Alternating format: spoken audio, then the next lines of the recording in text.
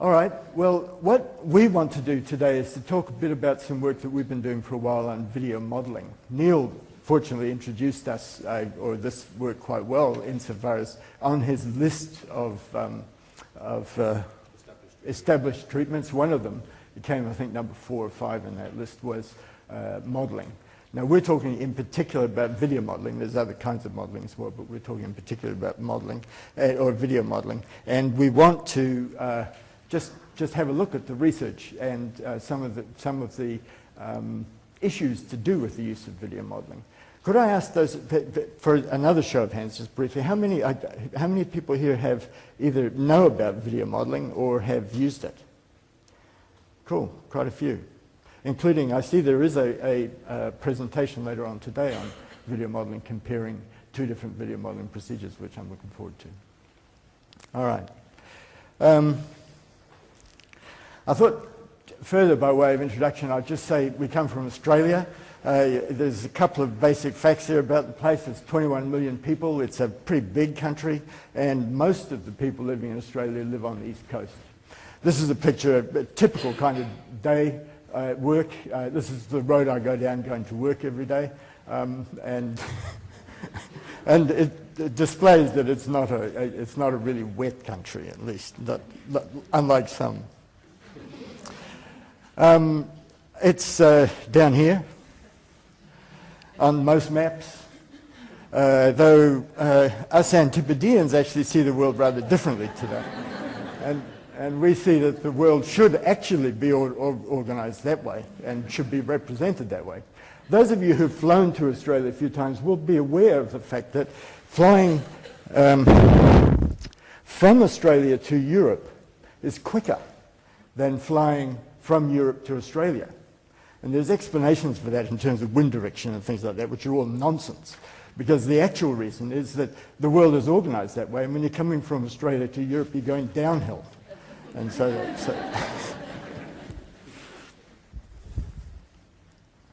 oh, we got a lot of immigrants. It's 20% of the population, and of school-age population in Australia are first-generation immigrants.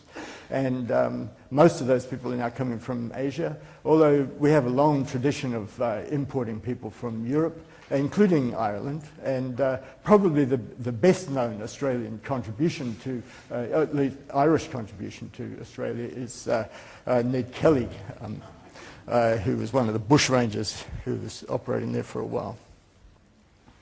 We work in the Krongold Centre in Melbourne.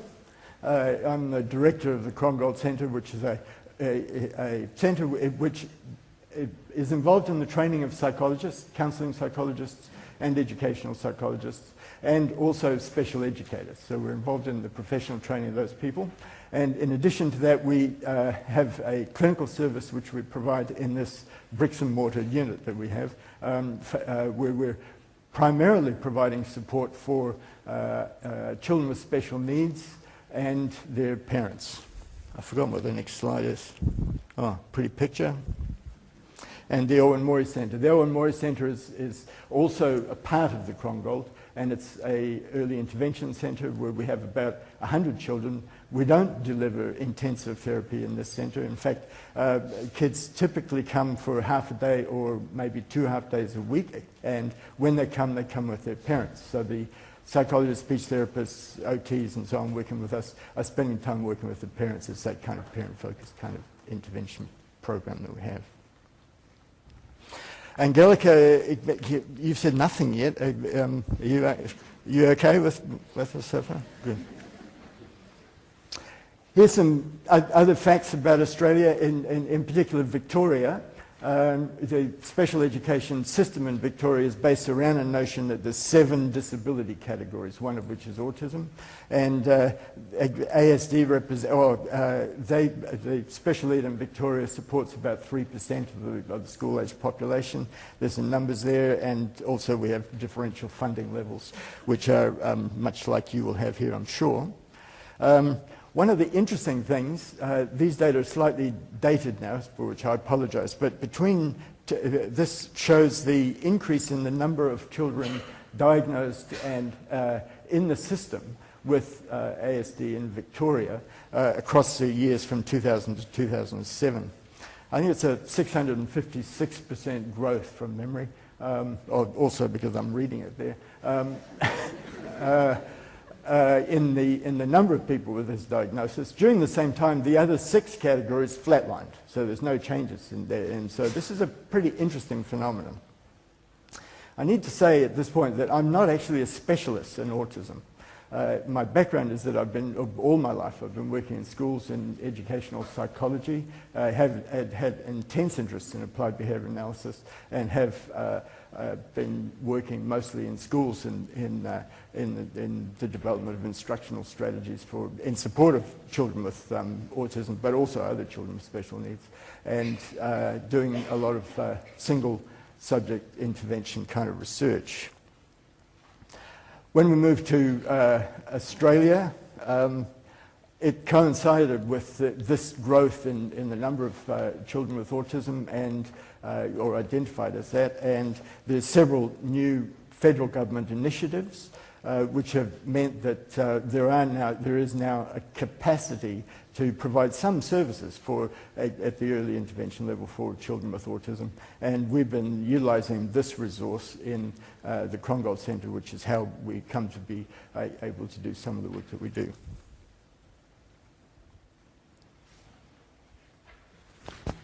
Now you can have a turn. Yeah. Oh, we've only got one mic, so we're going to do this kind of dancing back. So I'm going to have to be close to this one as well.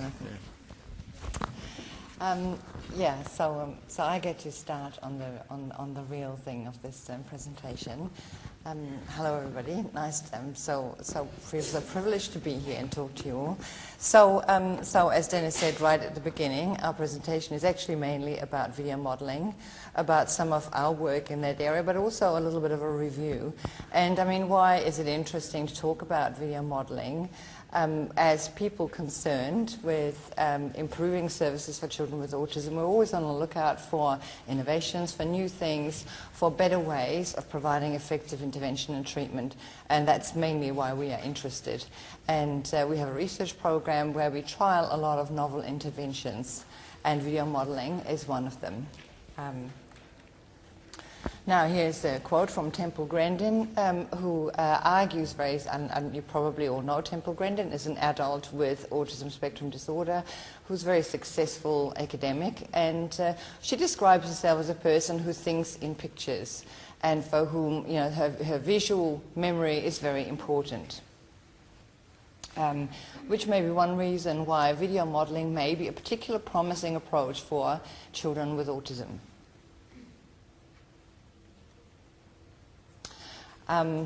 Session organizer, just a bit of an overview of what's going on for us, and we're going to talk a little bit about the theoretical background to video modeling and previous research that has been done by other people and by ourselves. And then into some more detail, we're going to look about how video modeling is done, what is actually involved, and some of our own research of how to make a difference, and some specific issues. Okay, so video modeling, most people describe video modeling as being based on social learning theory by Bandura. I don't know, those of you who are students here, or many of you might be familiar with Bandura. He was famous because he ran some experiments where he got children to watch adults basically that exhibit aggressive behaviors towards a blown up kind of big rubber doll, and then found that children, if they watched that behavior, if somebody else watch somebody else behave in this way, and especially if the other person's behavior was met with reinforcement, with some good, positive, or desirable consequences, then those children were highly likely to repeat and to copy that behavior. And so that's the idea of modeling. Now, Bandura makes a distinction between a skill acquisition and skill performance, and argues that skill acquisition requires that an individual should attend to the model, so you have to get the child to actually watch the model. Then it also requires the child to retain that information, so it has some demands on memory for skill acquisition. And the second element is performance, and in order for the child then to perform this newly acquired behavior, they have to have the capacity to actually produce the behavior. So for example, no point trying to teach a child how to write if they can't yet even hold a pen. So they have to have, you know, some prerequisite skills so that they essentially have the capacity to perform the behavior that you're wanting. And then finally, they have to have the motivation to actually produce the behavior. So, for example, many of us, I mean, you know, capable of making a cup of tea or a cup of coffee, but you're not going to do it if you're not thirsty and wanting a cup of tea or coffee at the time. So really all these issues need to be addressed. And a challenge is, of course, that as a theory, it's not very testable because all the things on the left-hand side about acquisition, we can't really test unless the child actually performs the behavior. So really, if you want to trial a video modeling or any kind of a modeling intervention, or any intervention actually, the only way you can test that a child has learned anything new is if they perform the behavior. So motivation is actually something that you always have to address in whatever you do. You have to make sure that the child actually has a reason, an incentive to perform the behavior you're asking for. Okay. Now, people say that children with autism actually have deficits in learning through interaction with their natural environment and also through learning through observation. So that seems to be a little bit at odds with the argument that video modeling or modeling generally might be a good way to teach these kids. But of course, teaching imitation in and of itself is actually an important goal for intervention, early intervention for children. It does give children another way that they can learn and provide themselves with learning opportunities. And perhaps, you know, above everything else, video is also a useful way to present models to imitate and to facilitate and promote that teaching goal. It's a bit of a sidebar story. Okay, so potential benefits of video modeling, to summarize, and some of the reasons why it might work quite well is, you know, you can utilize the relative visual strength that many children with autism spectrum disorders do have, and at the same time reduce perhaps the aversive demand for social interaction. You can reduce, you know, the therapist and the presence of other people. TV, watching something on a screen, interacting with screen media is often a preferred and a leisure activity, and especially for those kids, they often really like watching TV or watching screens. And therefore, you know, it may facilitate both motivation to attend and obviously attention as well. And then finally, through filming techniques, you can really control the model very well as being able to produce a very sort of reliable and replicable model. Through filming techniques and close-ups, you can address some of the other deficits of these children commonly have, such as stimulus over-selectivity, by zooming in on the really important stimuli in the environment, the things that the kids really should be attending to. So these are some of the things you can potentially capitalize on and use to make video modeling work very well. Now, people have actually done quite a lot of work on video modeling, and there's lots of different kinds of video-based interventions here as an overview of what there is. So the first distinction is about videos shown in the third person. These are videos where you see a person actually engage in the behavior you're trying to teach. Or videos shown in first person. These are videos where you don't necessarily see that person, but you see they're seen as the person you're trying to teach would see it. So you may, you know, for example, see a child walking towards the door and the door open and so on, but you don't actually see the child who does it. And then the second level of extension for videos shown in third person, the other person could be an adult or a peer, or it could be that person themselves, and that's called video self-modeling.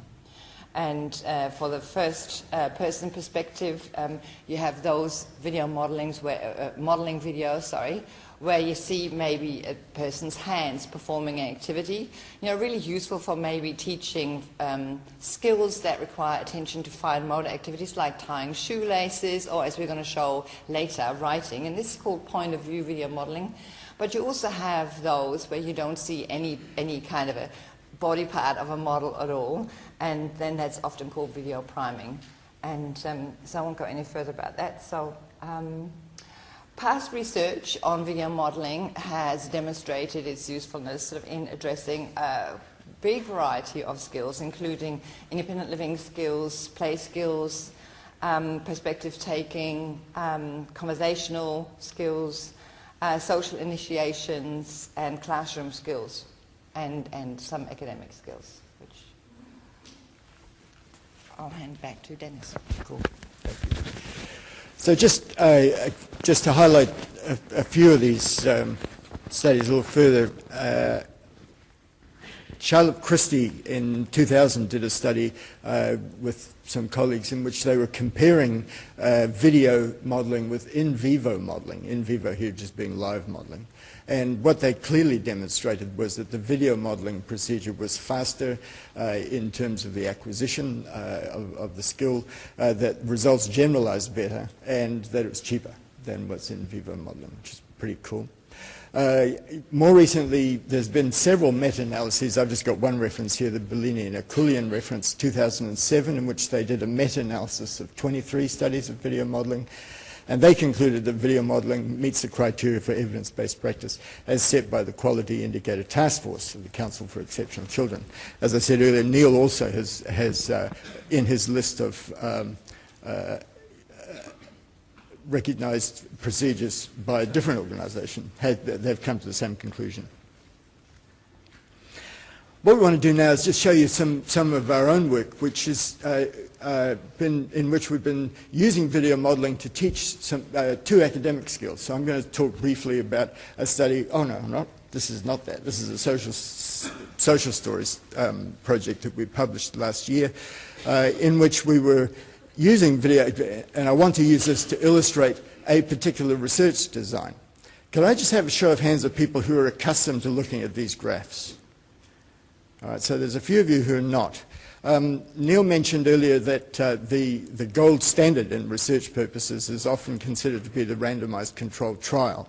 And the problem with randomized controlled trials for psychologists like myself and in my current role when I'm training other psychologists to be working is that it's pretty difficult to be a psychologist working in a private practice or in an education system, having been taught at the university that you're supposed to be a research-oriented clinician, to then do research in your own practice, particularly if you want to do a randomized controlled trial study. Imagine sitting in an office, parent comes in with a child with a particular problem, communication problem, let's say. And so you say, okay, great idea, I think I can do some work with this, but you'll have to wait until I've got 22 other people, so I can randomly assign half of you to a control group and put the other half into a treatment group. Clearly it's nonsense, it can't work. Fortunately, what we have got is a set of other procedures which do provide rigorous experimental control at the individual level, and they can demonstrate that the effects of an intervention. This, have I got arrows in this? I have, look at that. The way these work is that prior to intervention we collect data about the base rate of whatever the target behavior is. In this case we were looking at greetings that the child made. These were social skills, we consider them. Inviting another person to participate in an activity and responding to other people's initiations. As you can see in the baseline levels, we've got here, we've got scores of about 20%, so very low rates of these behaviors prior to the intervention when we observed this child in a natural environment. And then at this point in time, we introduced the intervention, the video, for greetings. And so the boy was given a video model in which he saw a greeting episode occurring. And you can see that we then continued to monitor the behavior, both of that behavior and also the other two behaviors that we were interested in here, the inviting and responding. And you can see that associated with the introduction of the intervention at that point in time was a change in the frequency with which that behavior was occurring. And that change was not it did not occur at the same time in these other two behaviors. We then subsequently introduced the intervention at a second point in time, now we've got the video which is displaying inviting.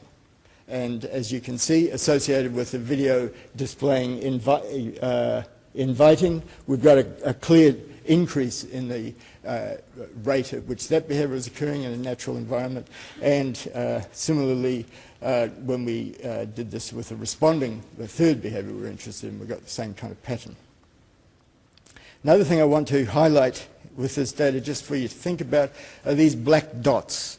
These are generalization data. So we were interested to have a look at, we wanted to see whether or not this intervention had any social validity, if you like. So we had, the intervention was occurring in the child's home, and we went on all of the days where the black dots are evident. We went to the early intervention centre where the child spent time, and we observed the occurrence or non-occurrence of these behaviours in that setting.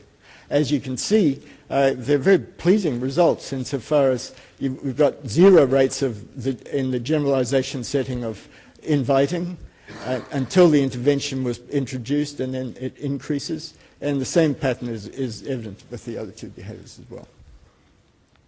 That's a fairly classic, what we call a multiple baseline design. And now that I've given you that little lecture about multiple baseline designs, I'll do it much more quickly from now on. No, I won't. Angelika will. Okay. Here's a similar study, also teaching a child social skills. This time it was a combination of video modeling and video self-modeling, and it was social skills not in the home but in the child's kindergarten. And the generalization data was collected in the child's early intervention center. And the specific behaviors we taught this time was sharing. So it's a child sharing his toys with other children. Joining in play, so this is the child joining other children as they played. And the third behavior was initiating play. So this is a child saying to other children, come and play with me, or join me. And similar to the study that Dennis just talked about, you can see, generally speaking, for all 3 behaviors, baseline occurrences of these target behaviors were pretty low. And that on the introduction of the modeling intervention, these behaviors occurred more often. An interesting thing about this particular study is that I want to draw your attention to is what's happening to the third behavior there. See, while the other behaviors increase, in some cases, mostly generally, and we also have a follow-up session, so they remain sort of quite high back here at follow-up some weeks later. This last behavior, initiating play, initially there's an increase, but then it sort of dies. And incidental observations that we do is always good to sort of watch to see what actually happens. And part of the theme of what we've been talking today a little bit about is, how come sometimes it works and sometimes it doesn't work, and illustrating the need for things are complicated. And for individualization is one of the things we knew about this child is that he had previously exhibited quite a bit of aggressive behavior and had developed a bit of a reputation at his kindergarten such that really other children didn't want to play with him.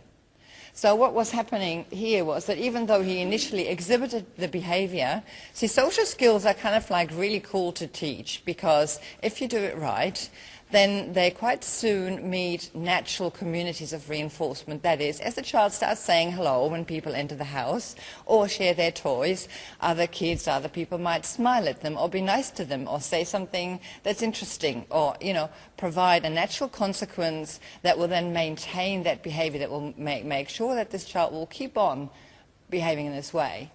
And where this doesn't happen, that's what happened with the play behavior, it wasn't met with natural reinforcement or with natural positive consequences. Other children ignored his requests. And as this behavior, as it turned out, in the environment this child was in, was unsuccessful, it then didn't continue. And what it illustrates as 2 things. One is that some behaviors like this, you may have to actually plan for some reinforcement or to make sure that the child meets some positive consequences if he or she does the right thing, the thing that you're trying to teach. And the other thing it illustrates is that you really have to watch what actually happens. You actually have to collect the data and monitor, is what we're doing working? So, yeah, so that was that. There is actually research out there. A number of people have reported that video modeling doesn't always work. So it's a group of studies that have shown, and people who argue, that it may be ineffective in certain situations without the use of reinforcement or prompting, like in the situation that I just illustrated there. Others have argued that sometimes there's problems with maintenance or generalization, so the behavior doesn't occur in other places, not other than training places, or doesn't last over time. And other people have also observed that there are mixed effects across participants, so, you know, it doesn't always work for everybody.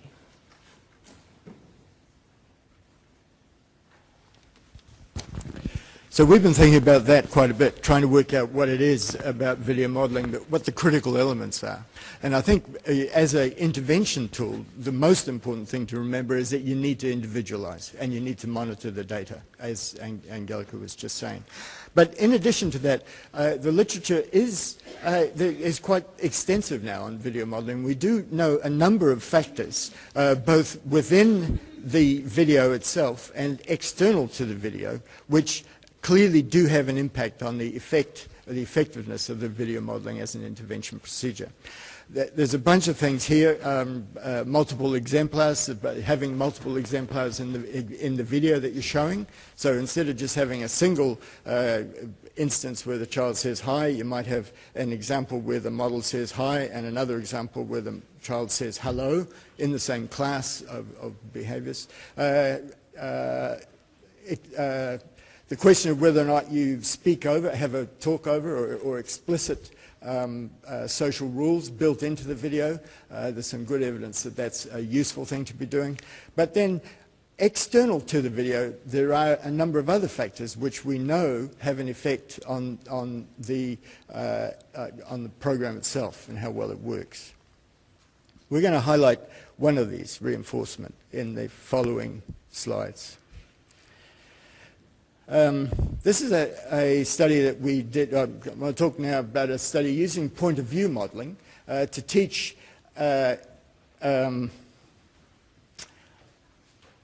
how to write her name. This kid was about to go to school, and she had autism, and she'd been, the mother was passionate about her desire to have this kid be able to write her name before she got to school. She had, in fact, been spending quite a lot of time and money. So in the previous 6 months, a therapist had been working with this child, trying to get her to write her name. And they'd been using a trace-over technique and had success in teaching the child to hold the pen, so she could hold the pen and she could move it on paper. But she'd had no success at all in learning to write her name. So what we used was a point of view modeling procedure which was as though you're looking from across the shoulder of the kid, watching the child's hand as she was writing. We also used a backward chaining procedure with this. So this kid's name was Kira. And so what we decided to do was to teach her the letters of her name backwards.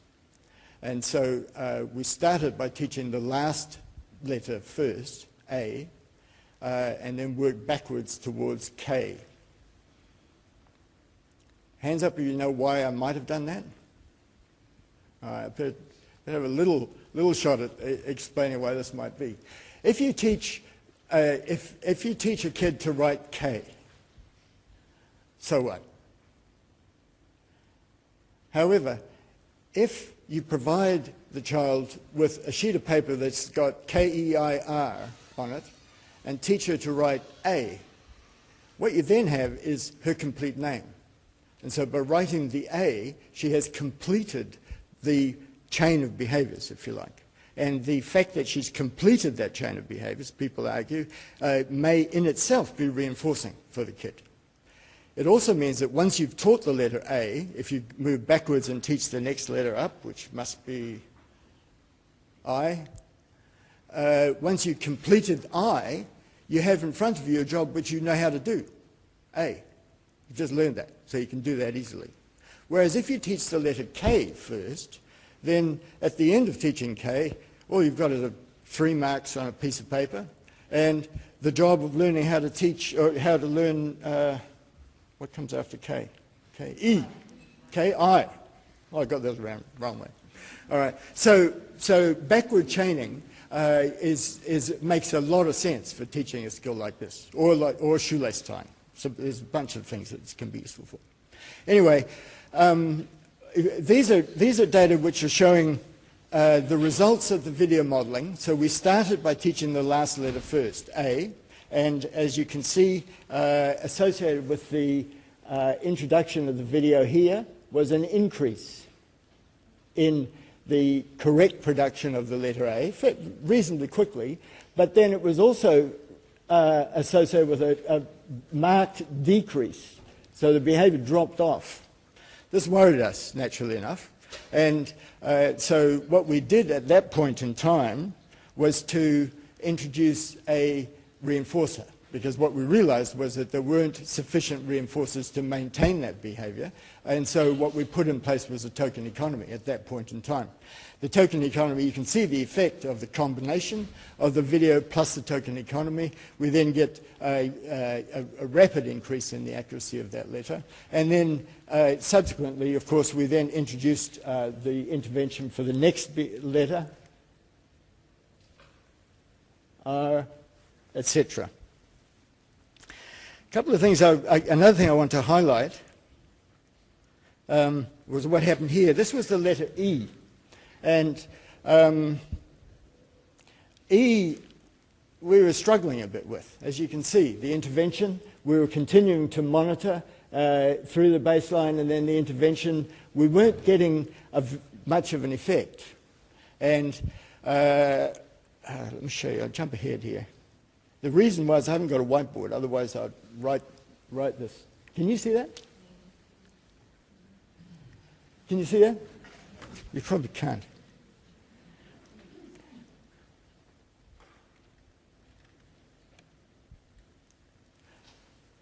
In here is how she wrote an E.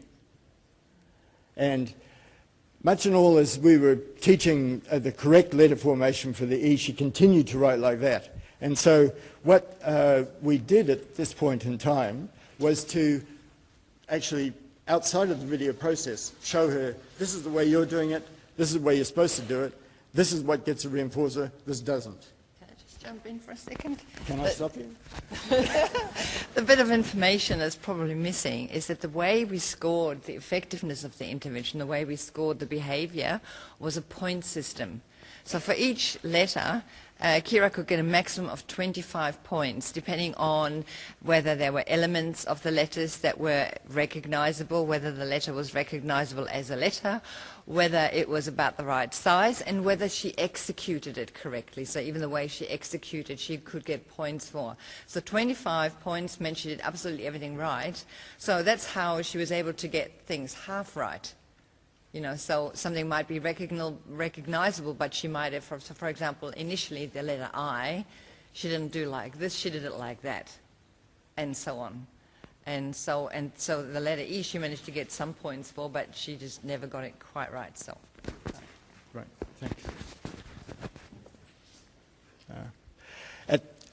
One last point about these data. At this point here, when we're teaching K, so here's the baseline ran for quite a while with K, quite a lot of variability, introduced the intervention, the variability reduced, but the increase was pretty slow. And so we weren't very happy about that. And what we decided, because we'd had the previous experience with the E, was that probably there was something wrong with the stimulus that we were using, the video that we were using. This kid liked crocodiles. And so at this point, we changed the video to have a crocodile doing this, and taught the letter K using the crocodile. As you can see, that was associated with a marked increase, and then the behavior maintained subsequently. These are data where at the end of each phase, we asked her to write her name on a blank sheet of paper. She didn't write anything the first time. The second time, so she'd been taught one letter, A, and there's an interesting thing about this from my point of view, and that is that she's having a go at quite a few different things. You can see the A there. It's down here somewhere. It's a little letter down there, but there's an E and there's a bunch of other characters in there as well.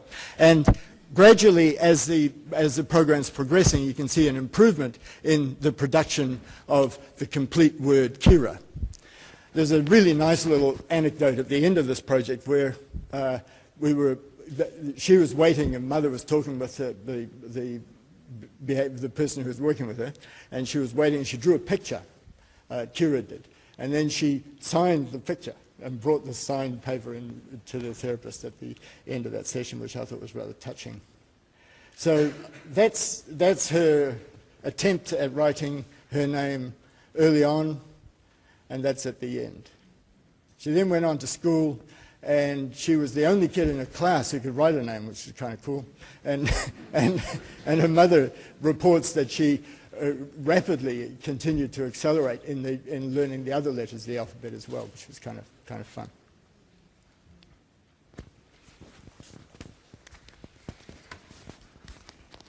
Okay, so this is a study very similar to what we just showed you, where we taught a child to write the numerals from 1 to 7 and also to recognize the quantities 1 to 7 and count. We learned a lot through Kira's learning to write her name. Mainly, I think we learned how, with teaching an academic behavior, you probably have to go much harder on providing incentives and making it interesting and exciting for the child. Now, this child loved Angry Birds, and he loved iPads. So we used an iPad, and we used the Angry Bird illustrations, both as a reward. So when he completed a training trial or a baseline session, he was then allowed to play one Angry Bird game. But we also used the Angry Bird figures on the stimulus materials, so the number 2 and the number 3 and so on, to capture his attention and interest in the task. And other than that, the study was very similar to the Kira's writing her name. The one exception was that we didn't use backward chaining. Doesn't make so much sense with teaching a child to write the numerals 1 to 7, but we used a forward chaining procedure instead. So we started at 1, and we taught the number 1 first and so on, and we finished at 7. But we had a similar scoring procedure whereby the child scored points both for producing recognizable numbers, for executing the numbers correctly, and for counting or picking the right quantity card off a table. So, okay, we've... Do you want to go back and find that video? This is baseline, yeah. So we've got a few videos. We've got permission to show these videos for this child. After, yeah. And so this is a baseline data point for, what's his name, producing the letter. Well, we should show.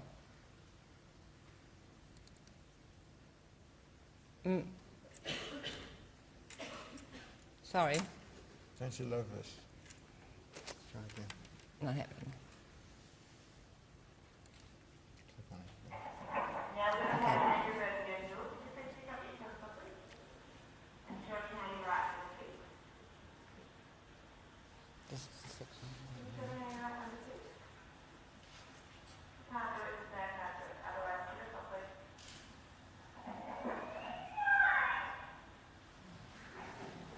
So Jules, this is in baseline, before he had the teaching, wasn't always too happy about doing it. So we'll have to try another one, this one.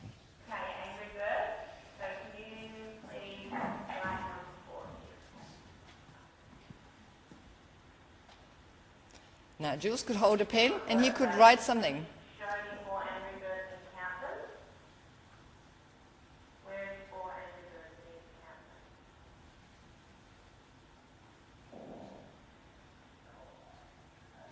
Do you know where 4 Angry Birds are? Come sit down properly and look at your Angry Birds. Can you show me 4 Angry Birds, John?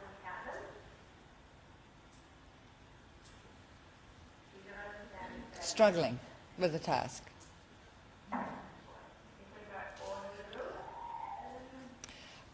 At this point, pre-intervention, all he ever wrote was an upside down, back to front, number 5.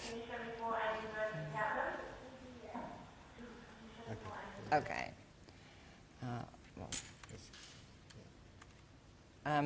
Now then we implemented the intervention, and the intervention video is a bit too big to be in this show, so I'm just going to have to find it here.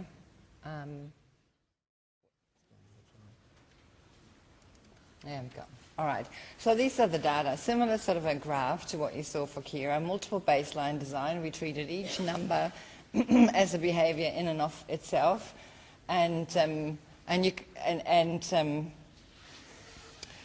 so you can see when the first baseline scores for him were very low, and he had some score because for the numerals 1 to 3 he could actually pick out the right card. You could count them, but not really any number greater than 3.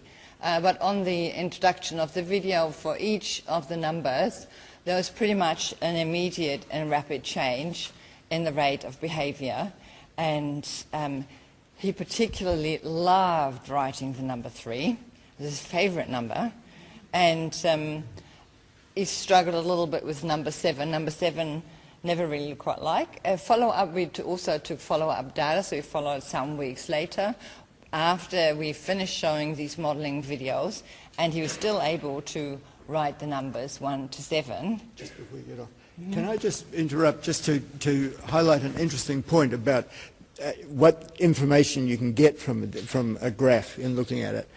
One of the things that frequently happens in the video modeling, multiple baseline video modeling studies, is that in the initial stages, you get once the intervention is in place, you get quite a lot of variability, and sometimes you get what looks like a learning curve.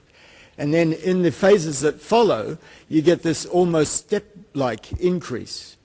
So the behavior introduced the intervention instantly. The target behavior is occurring. Now, I think that's really interesting. I've just seen this often enough to be intrigued by it, because what I think this illustrates is that the process of video modeling, whatever's going on there, is actually teaching this kid to imitate, which is an interesting kind of side benefit, an important side benefit potentially of the video modeling procedure.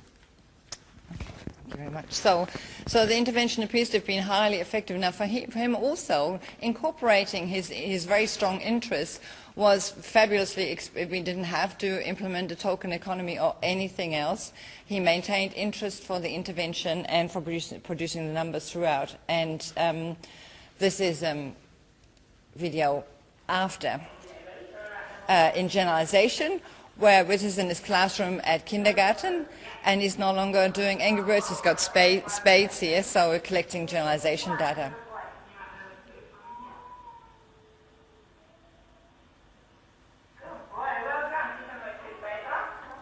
So he's pretty confident.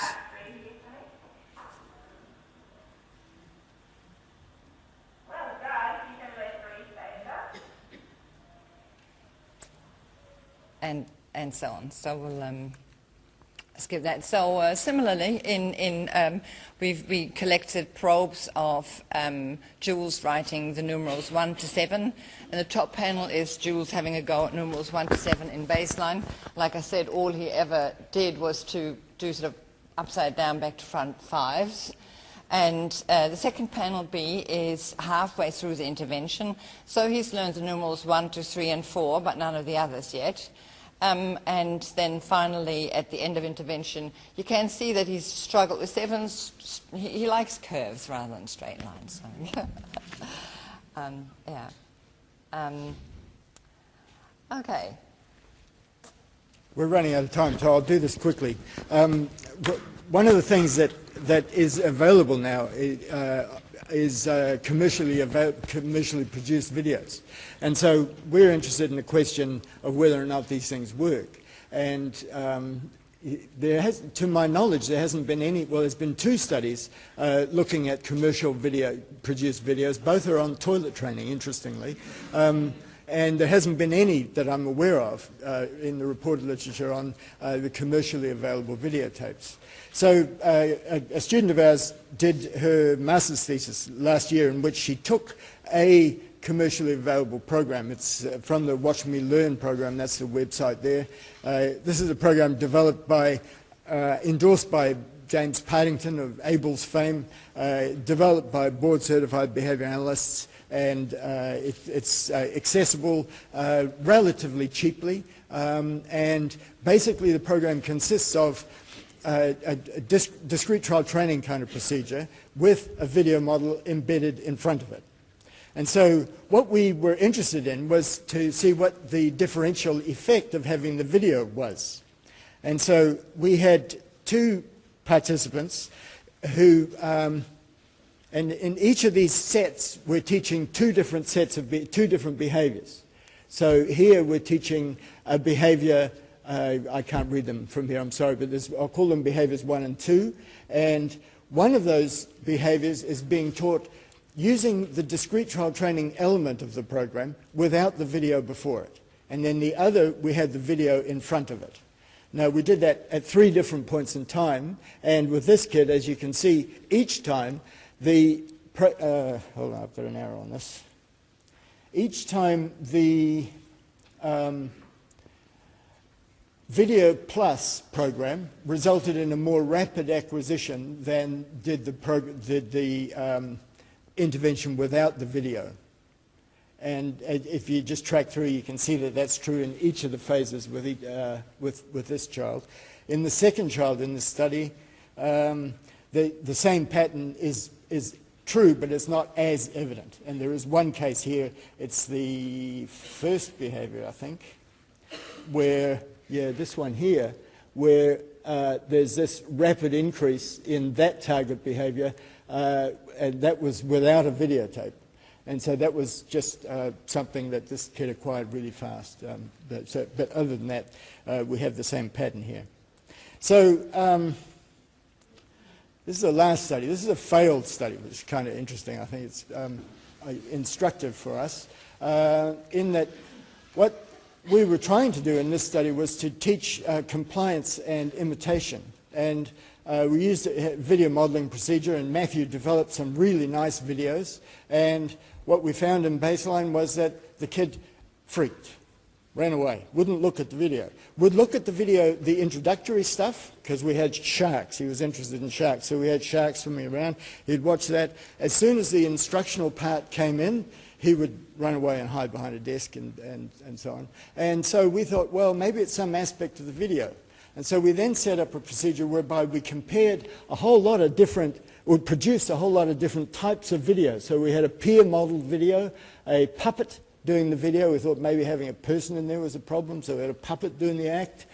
We had a point of view, and all of these, we had 0 attending to the behavior. We also sent the video to YouTube so his mother could show it to him at home in a familiar setting on his TV. Nothing worked.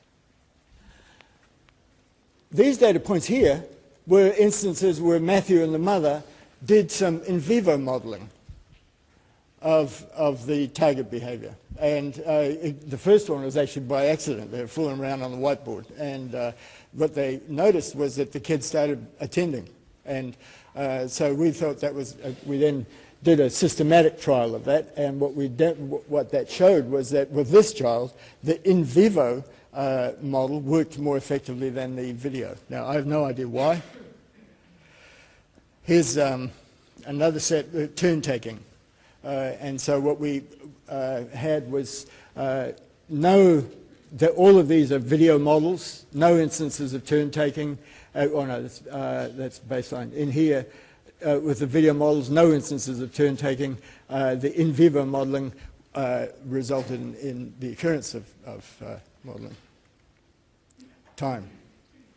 Unhappy about that. So, in conclusion, but I think from our clinical practice as well as the research, there's a number of things we can say about video modelling. It's useful for functional communication training, teaching all of those things. Nearly any program the child is uninterested in. That Matthew thing is obviously a counter to that. But we would argue that it's really important for people using video modelling to pay attention to the detail. So we don't anticipate that it will, clearly there is in fact evidence that it's not going to be a silver bullet. And that what we need to, if we're using video modelling, what we need to do is to attend to the reinforcing consequences for the behaviour from the child's point of view. And we also need to be watching the data carefully to see whether the video modelling program is in fact having the effect we want it to. And if it's not, then we need to change the video or use a different procedure. Standard applied behaviour analysis procedures. You done?